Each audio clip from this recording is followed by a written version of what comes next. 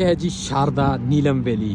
आज 26 तारीख है और ये शारदा के ताज़ा मनाज़र आप मेरी स्क्रीन पर देख सकते हैं। अभी भी बोटिंग का सिलसिला यहाँ पर जारी है। आप शारदा के मुकाम पर ये बोटिंग राइड, बाइक राइड ले सकते हैं। ये चेक करें, ये मेरे साथ आए मेहमान बर्फ़ से एंजॉय कर रहे हैं बोटिंग से, और अच्छा खासा स्याहों का रश है जी। ये चेक कर सकते हैं। बर्फ़बारी जो है आपको शारदा में भी मिल जाएगी, अच्छी खासी बर्फ़बारी यहाँ पर भी मौजूद है।